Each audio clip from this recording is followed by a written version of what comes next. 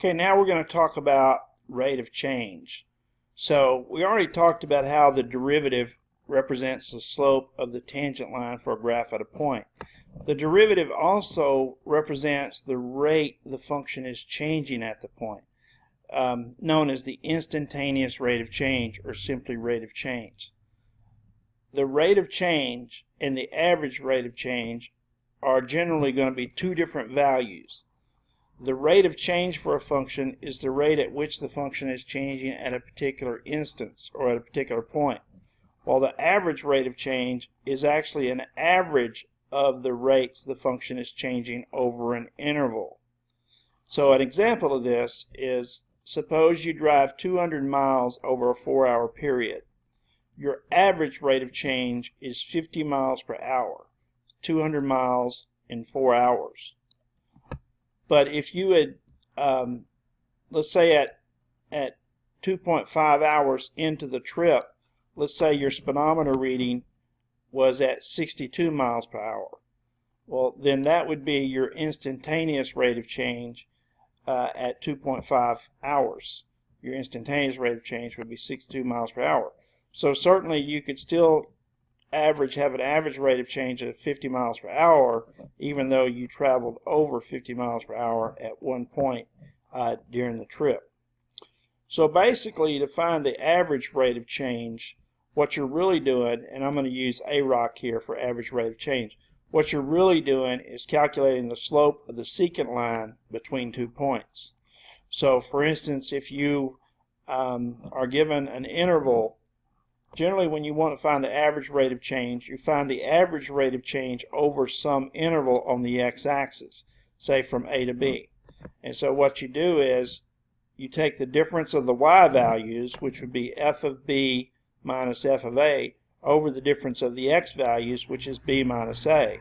Now, if this looks familiar, this is basically just giving you the slope of the line that connects the 2 points. So another way to think of this is you're just calculating the change in y over the change in x. And again, you're just getting the slope of the secant line that connects the 2 points. So for instance, if I said find the average rate of change for the function 2x squared minus 3x over the interval from 1 to 3, well, a would be 1 and b would be 3. So f of b would be f of 3, so you'd plug 3 in here and get 2 times 9 minus 3 times 3, which would be 18 minus 9. So f of 3 is 9. And then f of 1 would give you 2 minus 3, which is negative 1.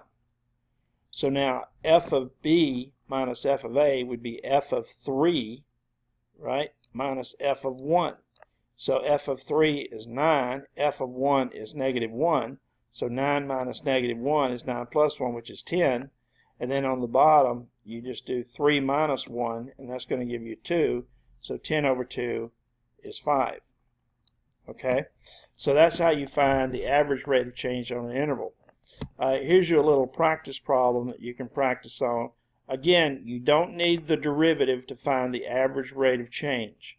All you need is the 2 points that correspond to the endpoints of this interval. So you're going to need the y value when x is 2 and the y value when x is 3. And then you can do f of 3 minus f of 2 over 3 minus 2.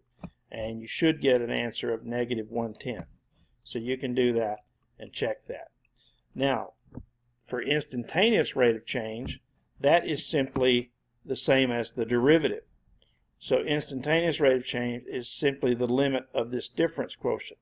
But the good news is that this difference quotient, as we know, is just the derivative. So to find the instantaneous rate of change, we can just calculate the derivative. So if I want to find the instantaneous rate of change, now notice if I say find the instantaneous rate of change, I've got to say at a particular x value or a particular point. So I want to find two of them. I want to find the instantaneous rate of change at x equal 1, and I want to find the instantaneous rate of change at x equal 3. So to do that, just take the derivative. The derivative of that function is 4x minus 3. The instantaneous rate of change at 1, just plug 1 into this, so you get 4 minus 3 is 1. So that at x equal 1, the function has a rate of change of 1. Okay, now what about at 3? Well, if you plug 3 into the derivative, 4 times 3 minus 3 is 9. So at 3, the function has a rate of change of 9. So the rate of change is very shallow at 1, but then gets steeper as you move to x equal 3 on the graph. Here's another one. I'll let you go ahead and find the derivative using your rules of differentiation, but the derivative is, I went ahead and found it. It's 1 over square root of x minus 1.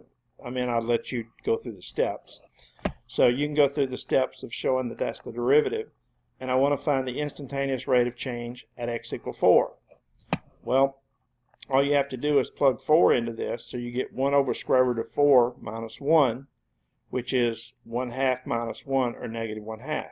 So at x equal 4, this function has a rate of change of negative 1/2.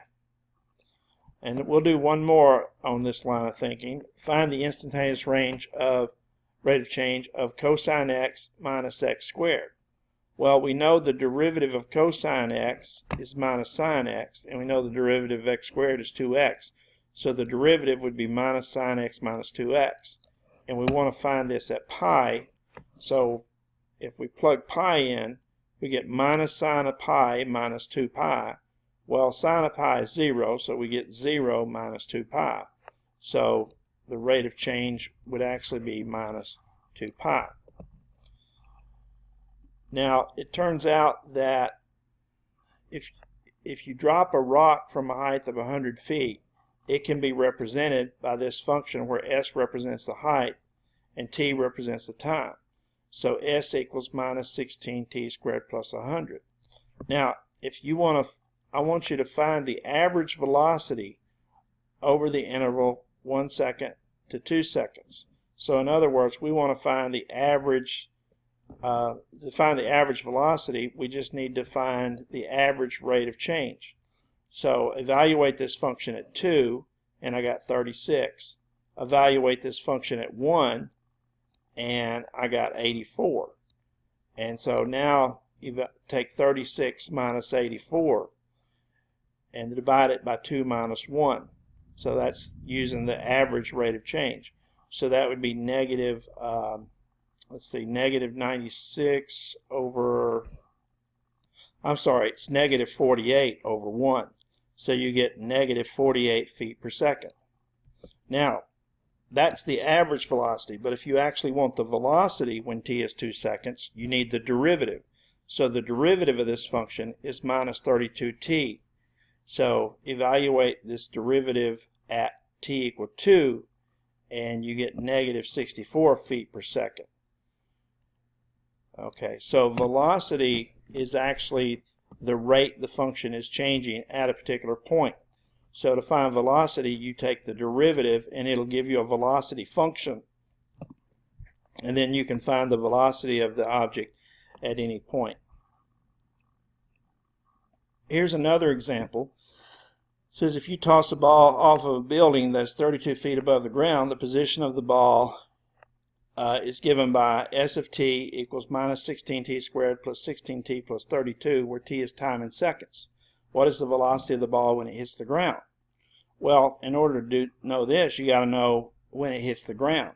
So let's find out when s is 0. That would mean the ball hit the ground. So we're going to set this function equal to 0. So if we set this equal to 0, we can factor out a negative 16, and we get t squared minus 2t minus 2. And then that factors into t minus 2 and t plus 1. That should be a plus 1. So t minus 2, t plus 1. So t equals 2, or t equals negative 1. So negative 1 seconds is thrown out. So we're going to find the velocity at t equal 2. And so now we need the derivative to find the velocity. So the derivative would be minus 32t plus 16. And then just plug 2 in there, and you get negative 64 plus 16. So we get negative 48 feet per second for the velocity. Okay. Now we'll find out later that you can actually use the second derivative to determine acceleration, but that comes a little bit later. And that completes this section So we'll move on to the next section on the next video.